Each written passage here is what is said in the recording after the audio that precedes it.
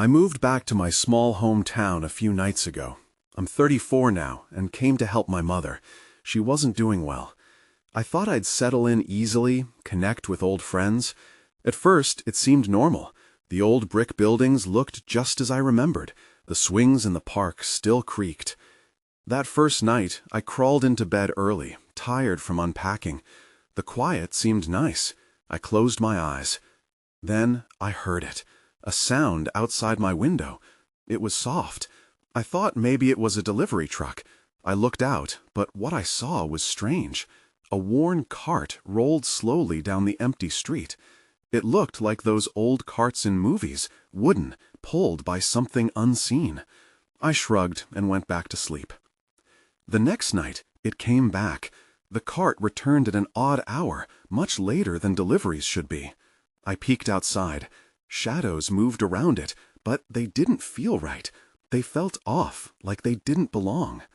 I started hearing whispers, too, hushed voices riding the night air. One night, my heart raced as I sat up. I thought I recognized the figures around the cart, neighbors from my childhood.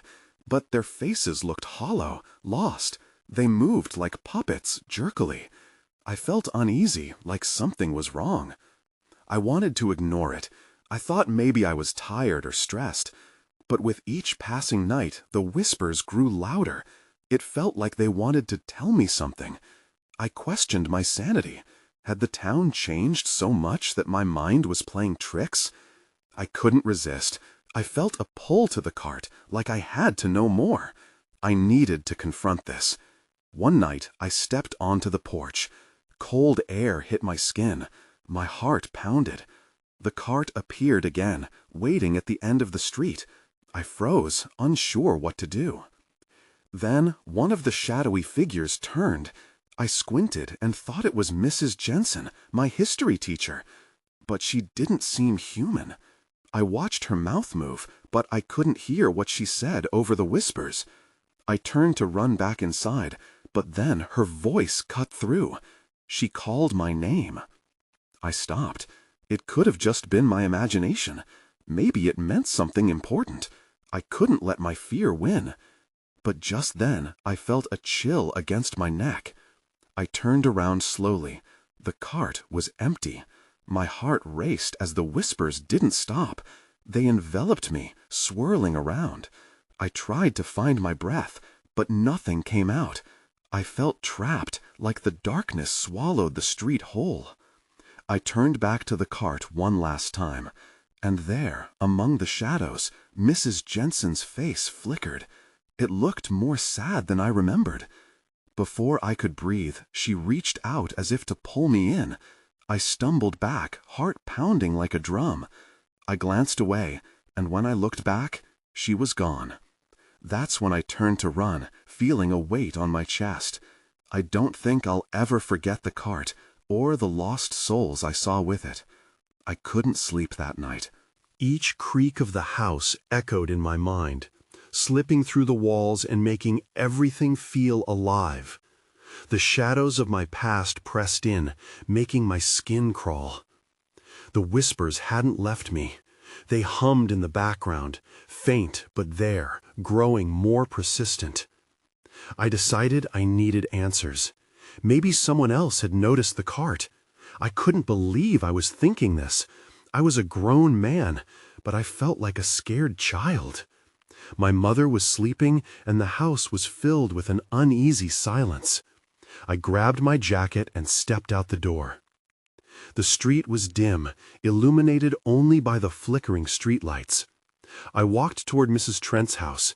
She had always been the neighborhood gossip. If anyone knew something, it would be her. As I approached her porch, I felt hesitation grip me. After that night with the cart, I wasn't sure I wanted the truth. But I knocked anyway. The sound echoed in the stillness. After a moment, I heard shuffling from inside. When Mrs. Trent opened the door, a flicker of recognition crossed her face before it vanished behind a cloud of apprehension. "Tom, is everything all right?" she asked, looking wary. Yeah, I wanted to ask you something." My voice came out shaky. "What about?" She crossed her arms, leaning against the doorframe. "Have you noticed anything strange at night? Like a cart?" I could barely get the words out. It felt ridiculous. Her eyes narrowed, and I noticed a flicker of fear pass over her features. "You've seen it too, then?" I nodded, surprised. "What is it? What does it want?" Mrs. Trent glanced around, as if expecting someone to jump out from the shadows. "Nobody really talks about it. You know how this town is. They don't like change." My heart sank. I felt the weight of her words pressing down on me. "But what is it?" "It's not what you think," she said, her voice dropping to a whisper. "The cart, it takes things. People, memories, things no one wants to talk about." The chill from earlier returned, wrapping around me. "What do you mean? Takes them where?" "I don't know. It's not safe to think about it. Just stay away from the cart, Tom." Her voice trembled. "You don't want to end up like them." "Like who?" I pressed. "What are you talking about?" But Mrs. Trent shook her head, fear etched into her wrinkled face. I could see she was done talking.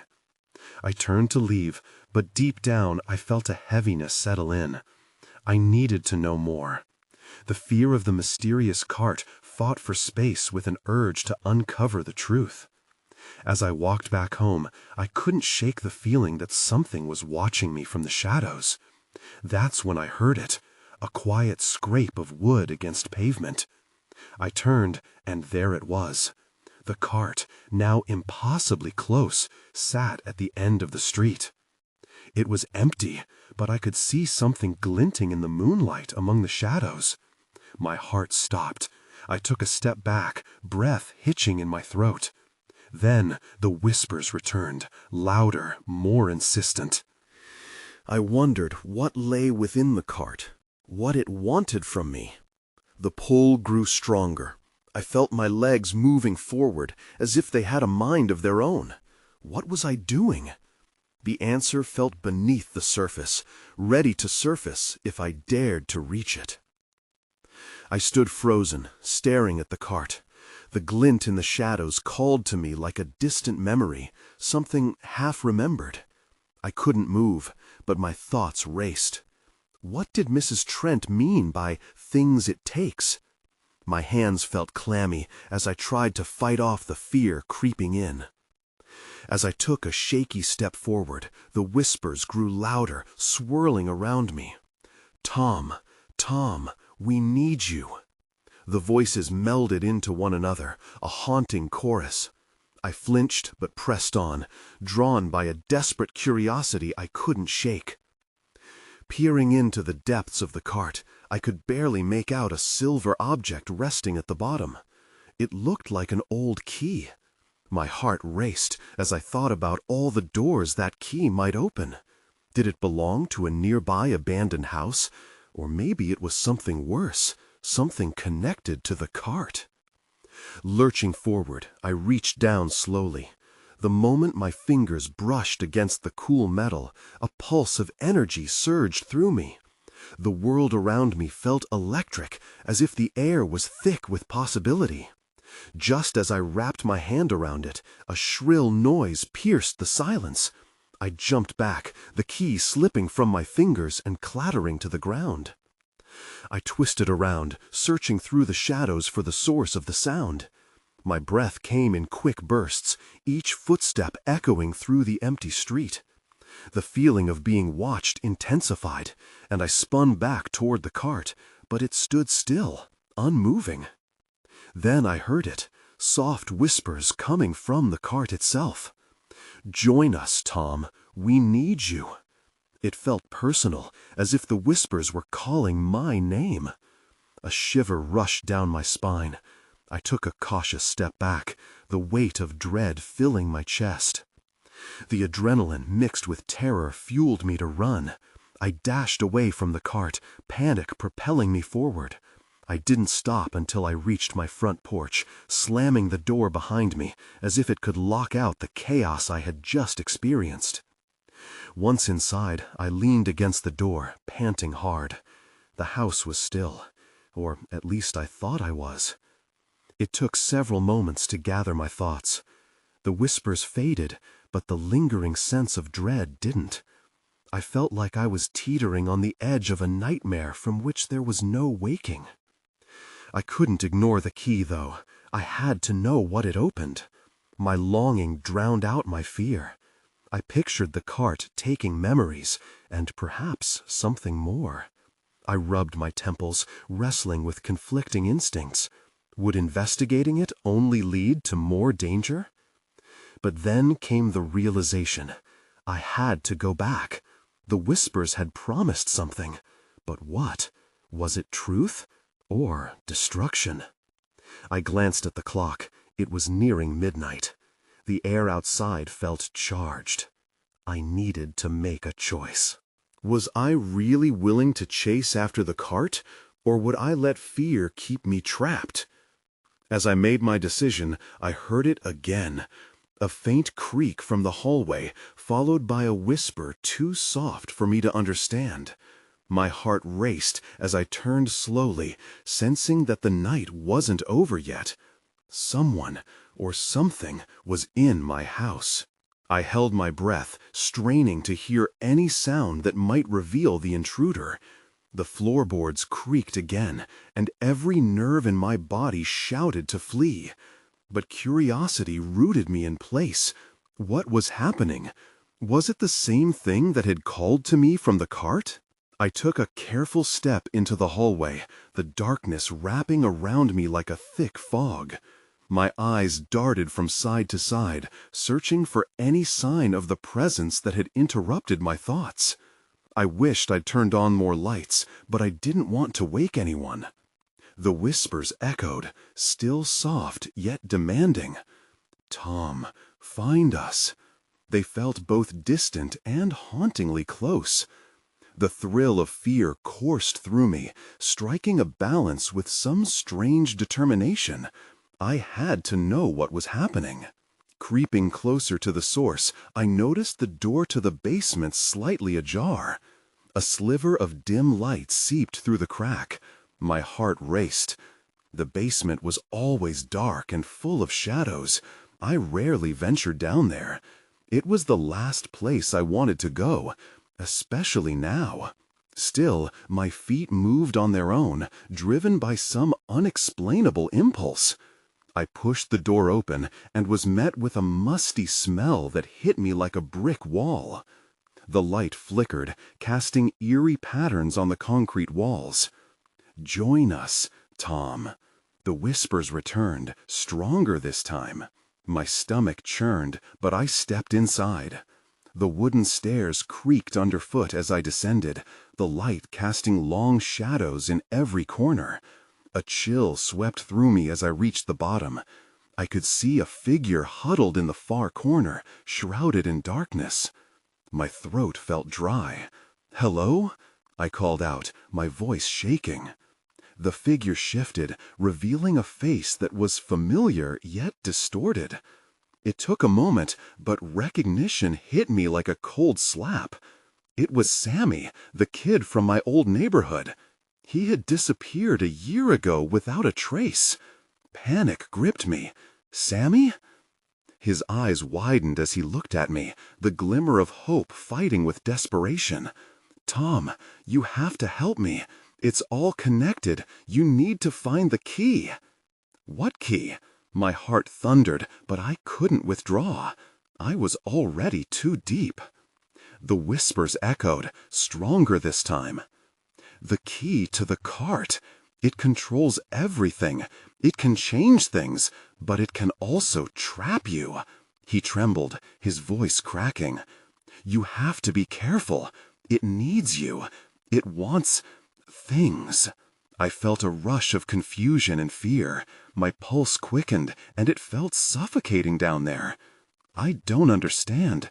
Why did you disappear? What happened to you?" "Don't ask questions. Just go," he shouted suddenly, his voice rising in intensity. "Before it takes you, too." The lights flickered violently, plunging the basement into darkness. I stumbled back, heart racing. I could feel a presence looming, heavy and palpable. Everything became too much. Adrenaline kicked in again, and I turned to run, panic propelling me toward the stairs. But just as I reached the top, I heard a faint sound behind me, like laughter. It was cold and hollow, wrapping around me like a vice. I braced myself against the doorframe, half in and half out of the light. That laughter felt familiar and threatening. Suddenly, the door slammed shut behind me. The basement swallowed the light, and I stumbled into the pitch-black hallway. The whispers rose to a roar, the air thickening with an unseen weight. I couldn't escape. I had to figure out what was happening. That's when I saw it, a shadow slinking out from beneath the basement door.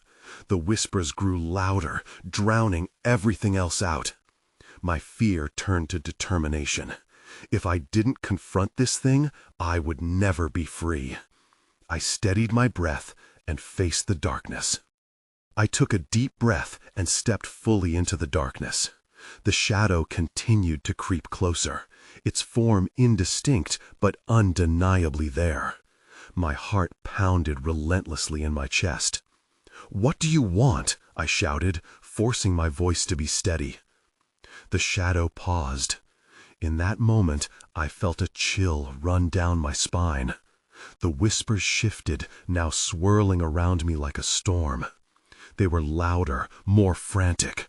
"Tom, find it! Find the key!" There was an urgency to their tone that sent a jolt of fear through me. A whisper flitted directly into my ear, so close that I nearly jumped. Below, beneath the cart. It faded just as quickly, leaving me feeling more lost than before. I turned back toward the basement door, only to see it was now cracked open. It felt as if I were being pulled back toward that dark corner again. Suddenly, the laughter returned, echoing off the walls. It was taunting, sending shivers through my entire body. I decided it was time to leave, the weight of the presence combining with my rising dread. I sprinted for the door, my breath hitching as I fumbled with the knob, desperately twisting it. When I burst into the hallway, I whipped around, expecting to find the shadow looming there, but it was gone. The basement door creaked ominously as I slammed it shut. I leaned against it, my hands shaking. I had to think. Sammy's warning echoed in my mind. What did he mean by the key? I got my phone out, desperate for some light. The screen flickered to life, illuminating the hallway. I glanced around, half expecting the shadows to spring to life, but all I saw was the familiar clutter of the house. Yet something felt off. The air felt charged, as if the walls held secrets waiting to be unleashed. Suddenly, a loud thud came from the kitchen. My heart raced again. There was someone, or something, inside the house. I hesitated for a moment, the whispers creeping back into my ears. "Find us," they urged, demanding my attention. I moved cautiously toward the kitchen, peeking around the corner. I swung the door open, and the night air rushed in. The figure was gone. I scanned my surroundings, heart racing. Then I saw it. Footprints leading away from the patio. The earth disturbed just enough to reveal a hasty escape. My pulse quickened. I stepped outside, determined to follow the trail. The whispers crescendoed again. "Find us." They were demanding, and I felt their urgency in my bones. The key dangled from my fingers, but I had no idea what it unlocked, or if I should even trust it. On the edge of the yard, I spotted something glistening in the moonlight. Something was wedged between the bushes. I knelt down and pulled it out, a rusted lock that matched the key.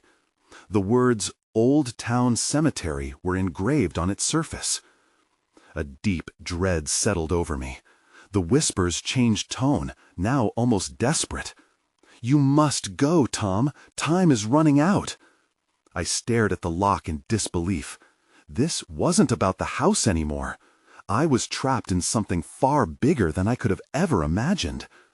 The night wrapped around me like a thick blanket, and I understood. If I wanted to find out what really happened to Sammy, I had no choice but to follow the breadcrumbs into the shadows.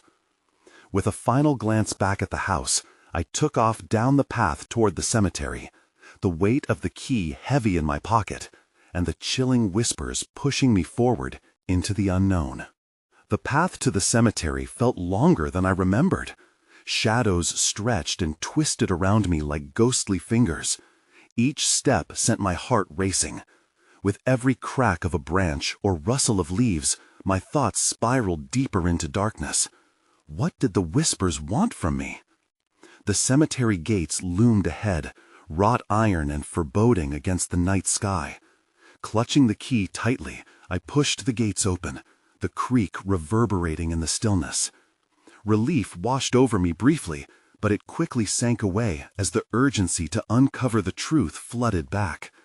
Sammy's face lingered in my mind, those haunted eyes. I stepped inside, and the air changed. It felt cooler, charged with something I couldn't quite name. I felt as if the earth was almost breathing under my feet. I followed the uneven path, my breath catching at every odd sound. The silhouettes of headstones rose like ancient guardians, silent, yet all-seeing. The whispers intensified, pulling me toward a forgotten corner of the graveyard. There, surrounded by wild overgrowth, I spotted a crumbling stone slab that looked old enough to be swallowed by the earth. I felt drawn to it, as if it held answers waiting just for me. I knelt down beside it, brushing away layers of dirt. The engraving was barely visible, but I caught a glimpse of initials. S.M. My heart dropped. Sammy's initials. I hesitated, glancing around to see if anyone else was watching. Alone. The only witness to whatever was about to unfold was the moon. Suddenly, a flash of movement caught my eye. The bushes beside me rustled violently. I jerked back, fear surging through me as I scanned my surroundings. "Hello?" My voice cracked. No response. Only the whispers lingered, urging me to press on. Just then, I noticed the earth around the stone slab seemed loose. With trembling hands, I began to dig, clearing away the dirt. Each handful pulled layers of dread from my gut. What lay beneath? My finger struck something cold and metallic. I gripped it tightly and pulled. A rusty old box tumbled out, almost spilling open under my weight. I hesitated, but the whispers demanded I look inside.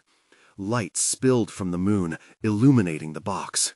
It creaked open, revealing a collection of small, faded trinkets, dried flowers, mementos, and a notebook. My hands quaked as I flipped through the pages, filled with scrawled notes and drawings. They spoke of loss, regret, and a deep connection to someone named Sammy. Then I found a name, underlined multiple times.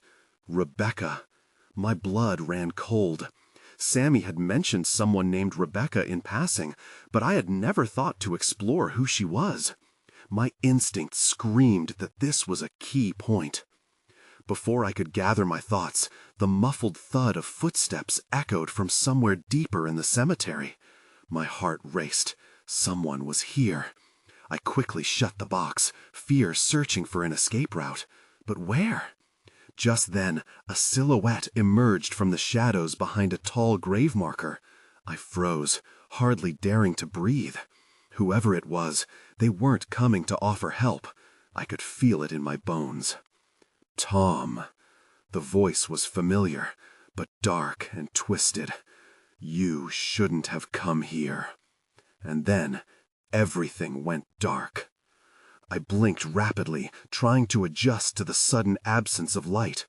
A heavy weight pressed against my chest, and I struggled to remain calm. My hands fumbled around me, searching for anything solid to grasp.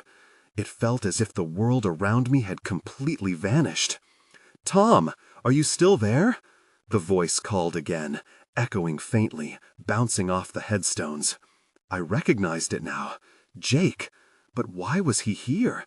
And why did he sound so different? The darkness shifted, revealing a faint glow in the distance. I felt my way toward it, the ground uneven beneath my feet. Each step felt like it was taking me farther into the unknown. The glow brightened, warmer now, almost inviting. Jake stepped into view, but his expression was far from welcoming. "You shouldn't have dug that up," he said, his voice low and urgent. "Not here, not in this place." "Why? What's going on?" Panic crept into my tone. I needed answers, but fear wrapped around my throat like a vice. He gestured toward the now closed box at my side. "There are things buried that must stay hidden. You don't understand the danger you're in." I wanted to shake him, to force him to explain. Instead, all I could manage was a whisper. "What about Sammy? What did she have to do with this?" Jake flinched, his eyes darting behind him. "We can't talk here. It's not safe. Follow me." Against my better judgment, I nodded and followed him deeper into the cemetery. We moved slowly through the fading light of gravestones, the shadows merging with the trees, creating a suffocating embrace. The whispers were louder now, swirling around me, pulling at my mind. Finally, we came to a clearing surrounded by gravestones that leaned in, as if eavesdropping on our conversation. Jake turned to me, urgency etched into every feature. "I thought you were too smart for this, Tom. Sammy was mixed up in some things, bad things. Rebecca, she—" Before he could finish, a piercing scream erupted from somewhere behind us. I felt my heart drop. It was a sound I recognized all too well. My instincts screamed at me to run, but I couldn't tear my gaze from Jake's panicked face. "The cart," he whispered, backing away. "It's coming." "What cart?" But before I could process the implications, the ground trembled beneath our feet. A low rumble echoed, growing louder, a sound like ominous wheels rolling through the darkness. Then I saw it. The shadows morphing into a figure, a cart, pulled by something unholy, its frame glimmering in the half-light. A palpable dread filled the air around us. Faces appeared in the cart, their expressions trapped in an eternal scream. As the reality of what I was seeing sank in, adrenaline surged through me. I turned to Jake, but he was already running. I followed, heart racing, my mind screaming questions. Why were they there? What had we unearthed? The only thing I knew for sure was that I had to find a way out of this nightmare. But as we sprinted toward the exit, the whispers transformed into urgent calls, wrapping around me, leading me back to the past I had tried so hard to escape. "Tom," they all cried, "you have to help us." I skidded to a halt, caught between two worlds. What was I supposed to do now? I stood frozen, the world around me buzzing with fear and confusion. The cart loomed behind me, grotesque and nightmarish. I could barely breathe as the faces in the cart seemed to reach out, their mouths moving but no words escaping. They were begging for something, and I felt their desperation clawing at my insides. "Tom, move!" Jake shouted, pulling me back. It took a second for my legs to respond, but when they did, we were both running again, the sounds of that cart's wheels closing in behind us. "What cart?" I gasped, trying to keep pace with him. "An old curse. This place has people it wants to keep, ones that shouldn't have been disturbed," Jake panted, glancing over his shoulder. I thought of Sammy and all the questions she left behind. The whispers had changed now, transforming from pleas into taunts. "You shouldn't be here, Tom." "Shut up," I shouted, my mind racing. "Just tell me how to stop it." Jake hesitated, but then shouted back, "That box, it's connected to all of this. We need to get rid of it." The weight of the box at my side felt heavier now. It pulsed with an energy I couldn't understand, something dark and suffocating. As we neared the exit, the cemetery gate blurred in the darkness ahead. I could faintly make out the outline of the main road, hope sparking in my chest. But then a chilling laugh echoed from the darkness. I turned abruptly as shadows flickered around us. Figures began to emerge, intertwining with our desperate dash. They danced through the trees, faces twisted in grotesque grins. "Faster!" Jake yelled, pulling me along. I could feel the fear radiating off him. We pumped our legs harder, but that nagging pull from the box was growing stronger, as if it wanted to stay behind. Suddenly, the voices surrounded us. "You belong with us, Tom, forever." I stumbled, nearly falling. "No!" I yelled back, feeling like I was caught in a bear trap. I fought against the noise, the shadows threatening to swallow me whole. Jake yanked me forward, and we burst into the light of the street. I gasped for air, but shadows clung to our heels, whispering promises in voices that were too familiar. I couldn't shake the feeling that I had somehow crossed a line I could never return from. With the street lamp flickering above us, I turned to Jake, my mind racing. "What does the box hold? What's at stake?" He paused, his breath ragged. "The truth, but not a pretty one. That's why we need to destroy it." Then everything went dark. The streetlight flickered out. "Jake!" I called, panic surging. I reached for him in the pitch black, but he was gone. In that darkness, the whispers grew louder, insistent. "Help us, Tom, help us!" My heart raced, fear gripping my throat. I had no choice. I needed to find that light again. But as I wrestled with the fear and the voices, I wondered if I was too late. Someone, something, was waiting for me. I stumbled in the darkness, the weight of the box pressing heavily against my chest. The whispers swirled around me like a tempest of lost souls, each urgent plea compounding my fear. "Help us!" they cried. But how could I help when all I wanted was to escape? I took a step forward, hands outstretched in search of any solid surface. I couldn't stay in this nightmare. The shadows felt alive, clawing at the edges of my sanity. The memory of Jake's urging echoed in my ears. Destroy the box. But how? The key weighed heavily in my pocket, and even in the dark I could feel its pull. I stumbled backward, a hard surface jarring me. The cemetery gate? I turned, breath catching as I fumbled for the latch. Just as I did, a flicker of light broke through the darkness. A street light suddenly sputtered back to life. My pulse quickened as I caught sight of the familiar street, of freedom. I steel myself. No longer was I just a scared kid running from shadows. I was aware that I held a part of the truth in the box, something that seemed crucial to nailing down what was happening. But how could I face the malignant forces roaming the streets? Before I could fully process my next step, the whispers morphed into chaos. "Tom, it's coming! You have to let go!" The voices blended together into an urgent crescendo, each word laced with desperation. I clutched the box tightly to my chest, uncertain of which direction to turn. Suddenly, a rush of cold air swept past me, the kind that prickled every hair on my body. I reached for the latch on the box, heart racing as I swung it open, revealing the trinkets and notes detailing lives once lived. I scanned through them, mind racing. Each face bore memories, a slice of history that felt both intimate and overwhelming. Then my fingers brushed something else, a single yellowed paper with a detailed account. My heart plummeted as I scanned it. Rebecca was a victim, cursed by the town during a time of desperation. She had taken a powerful secret with her, demanding to protect it at any cost. Then it hit me. These weren't just memories being mourned.